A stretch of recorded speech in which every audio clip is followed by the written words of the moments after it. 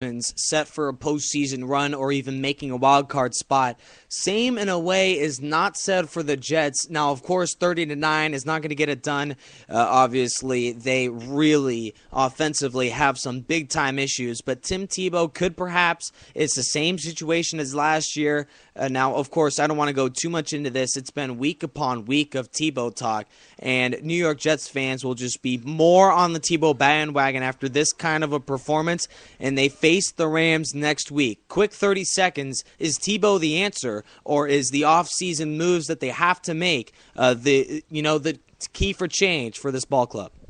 I mean, I can answer that in 2 seconds. The answer is no. I think if anything is going to help this Jets team is you need more wide receivers. This has got to be the third time I've said this on the show. I don't know why you don't re-sign Plaxico Burress after having a more than satisfying year for you as, your third receiver, red zone receiver, whatever you want to call the role he was on this team. They got to get more of that. They have a decent tight end in Dustin Keller, but he continues to get hurt, so maybe they get some depth there. Here's a team. If you want Mark Sanchez to succeed, you don't bring in another quarterback because then you have two guys with no one to throw to. So you got to get him someone to throw to. Sean Green is a very capable running back.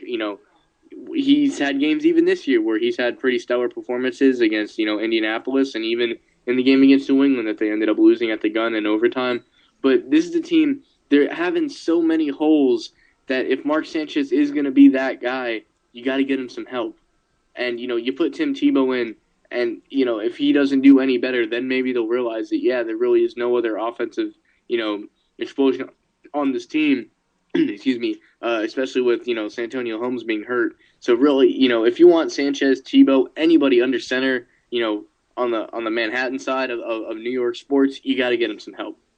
And obviously the Jets have issues. If there's a lot of ifs in New York. If the defense plays well, they have a chance. And they have a bigger chance if Sean Green gets things going. And they have a bigger chance if the receiving game gets going. That's a lot of ifs for a team that is very under-talented. And we're seeing this New York Jets team. They're not a terrible ball club, but they're a team that right now they're 3-4. That's right about where they are talent-wise. And, of course, after a 30-9 loss, we see exactly the lack of talent and the holes on this team. The leading receiver in this game, Clyde Gates, he was a 25-year-old rookie. Dustin Keller at 28. We've seen his prime. Those are the two leading receivers of your ball club. You're not going to make the playoffs with Clyde Gates catching the football. They need to get a guy, whether it's a free agent signing. Plaxico Burress is just asking to be part of any ball club, let alone the Jets with all their troubles at receiver. They're struggling to score offensively in the red zone. That wasn't the case last year. Hello, New York. You need Plaxico in there. But obviously, it just seems like the Jets, in a way, are invested for getting set for the offseason to this point after, what is perhaps the unraveling of this team right off the Jets for the playoffs. They are just not a team that is talented enough to make the postseason. Cut and dry. Jets 30-9 loss. That should be the beginning of the unraveling also for Rex Ryan's club.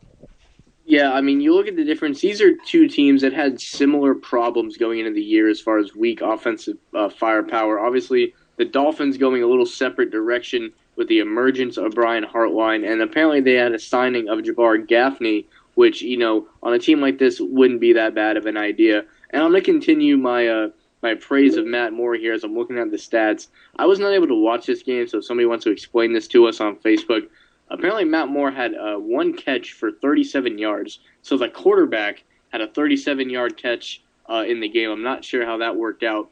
But 37 yards for the quarterback is a little bit more than the average wide receiver for New York would get. So that really shows you the deficiency of this Jets squad and how the Dolphins, facing similar problems, have done a little bit better, reacting with it. And that could explain why they have a better record than the Jets. Quote of the day, Matt Moore, a better receiver than the entire New York Jets receiving squad. Jets lose 30-9. And another team, set of squads that coming into this game were on the bottom of the bottom of the charts as long as offense is concerned. Lions come up with a big win over the Seattle Seahawks. The only reason why this is a big-time game is because Seattle, despite the loss, they're still 4-4. they have somewhat of a better schedule along with some big-time home games that if they win, they will be on the right track for the postseason. They lose a nail-biting win to the Lions, who are seemingly still out of the postseason. But what to make of the Seattle Seahawks, who did put up 24? In a way, that's an accomplishment for this team. What to make of the Seattle Seahawks, who are still third in the West and still have things going as far as the defense is concerned, a top 5 in that category, still a big-time loss, and still the offense needs to get things going. Yeah, Seattle, I've never been that high on Seattle. I think they're, a middle of the pack team. Maybe, looking at the statistics, maybe a little bit better than average. I mean, if Miami is average, would Seattle beat Miami? I would probably say so. So, I mean, I got this team. I think by the end of the year, they're on the outside looking in, because the way it's been going is they're losing games that they should win, and then they're winning games that they should lose. It really seems flip-flopped, but they're around where they should be, I would say. Again, 8-8, 9-7. I think we might have said that at the beginning of the year. Russell Wilson playing, pretty well. Better some weeks than others.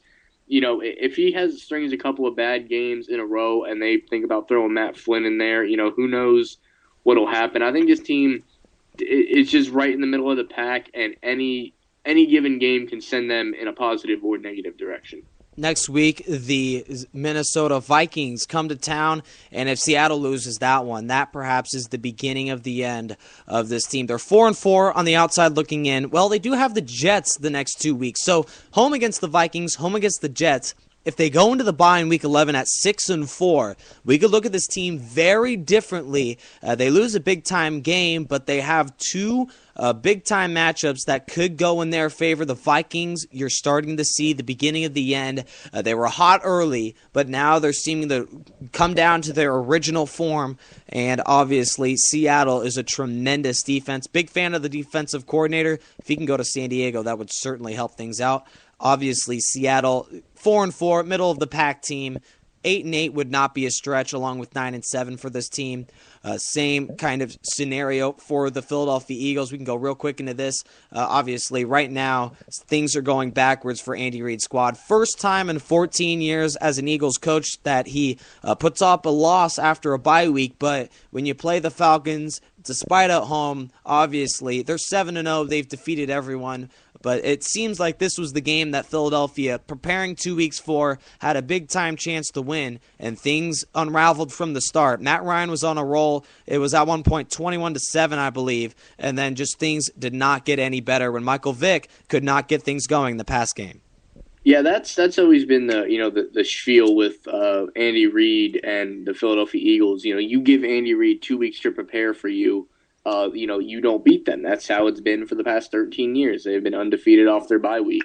And, this might be symbolic on Andy Reid's, time to leave, when that kind of magic starts to fade, it's curious what'll happen. And, I mean, I'm not here saying, the way you might be with Norv Turner, that I want this guy canned.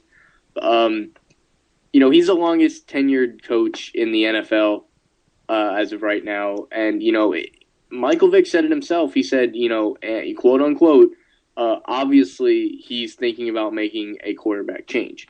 And, Michael Vick also went on to say that he would support that, Michael Vick trying to be a team player.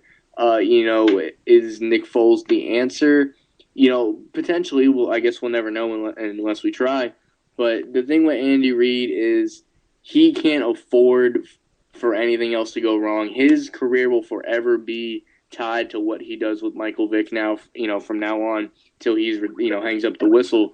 So really what happens next is if he does make that switch, he has to be pretty confident in Nick Foles, because I think it's pretty obvious, and Jeff Lurie, the Eagles owner, has even said this, that if they don't make the playoffs, we could have seen the last in Andy Reid in Philadelphia. And it might not be because Andy Reid cannot get it done. Of course, the rest of the football team did not show up today against Atlanta. And Michael Vick, going into this game, was not regarded as a guy that can put up 400 yards. I mean, of course, we saw the best of Michael Vick in his first year back. Ever since then, we have seen somewhat of a mediocre performance. This guy is Michael Vick. He's a guy that's on pace for almost 200 turnovers in his career. This is a guy that injury prone, obviously cannot read defenses at an elite level, and also turns the football over. A sign for disaster, no matter which way you slice it. Andy Reid is a tremendous coach. But if it's all about it's all about the quarterback. If you don't have an elite guy that can win at a consistent level, then obviously Andy Reid might not be the best fit. But Michael Vick could be out of town sooner rather than later. Yeah, I'm actually really glad you brought that up because it's something that I wanted to go into. Here's a guy never been very good, if at all, at reading defenses, which leads you to believe that he hasn't really done it much in his career.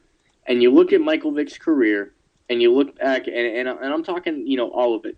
Here's a guy, been to the NFC Championship with Atlanta, been to a national championship in college with Virginia Tech, and he did all that at the quarterback position, not reading defenses, which to me says this guy's athletic ability is just that great. Now, it used to be a lot easier to do that. My favorite player, I've said to many people, is Randall Cunningham. The things he did athletically would make your jaw drop. I think the game has gotten smarter, and it's more difficult to win off talent alone. It's a more intelligent game, and it calls for more intelligent players. You look at some guys. I think the one exception might be Barry Sanders. Here's a guy. He's even said he turned off his brain a lot of the times and just did what felt right. He might be one of those few players that would still succeed now. But look at just freakish athlete running backs such as Marcus Allen and guys of that nature, where their athletic ability was more than enough to make them have a successful career. I think it's a little bit different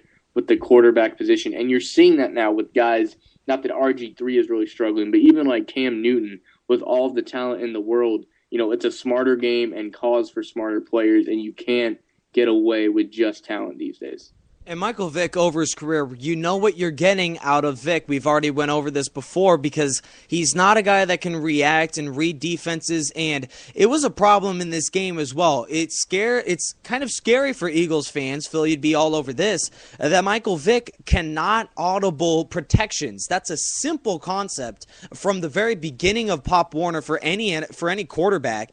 It's to be able to, you learn your plays. You learn the plays that the offense is running, from protections to receiving to running the football. And, of course, Michael Vick, ever from the start, it seems like he just isn't able to read blitzes, read defenses, and audible the simple protection schemes, and that's what the defenses are really attacking on against Philadelphia. And Michael Vick has taken some big-time shots, and you can blame that on the offensive line, but a lot of that just seems to be on Michael Vick. We saw it at the Arizona game in, of course, their stadium in Arizona, where he had a chance to cut that lead down, but took a big-time shot, fumbles the football, returned for a TD. That's been the story of his career. On top of that, in college, 55% completion rate. In the NFL, 55% over his career. He's a guy that can't read defenses, and of course, now it's unraveling in Philadelphia with him under center. Yeah, I mean, when people, years from now, they will forget about the fumble. I think, you can almost call it the way that the Tim Tebow phenomenon happened. If he never gets another decent chance, everyone will remember him for his run in Denver. Whereas with Michael Vick, I think if people think about Michael Vick as an Eagle, the biggest memory, of course, is going to be his 6-touchdown game against Washington. 4 passing, 2 on the ground. And what people don't realize, that is one of the few games where Michael Vick read every single defense. If you go back and watch that game, he had run plays called and audible to pass plays. There was a quick pass called. They left the middle open, so he killed it and went to a draw with McCoy. It was one of the few games where he mentally picked apart a defense in Washington that realized that we could run a relatively basic defensive scheme because this isn't a guy that picks you apart like that. That is one of the few games that he has actually done that, and to look at the ability and the result of it, which makes it really frustrating when Michael Vick, isn't able to do this thing all the time. Obviously, you're not going to score 6 touchdowns all the time, but the fact that he's able to do it and doesn't always makes it extremely frustrating. And just from watching all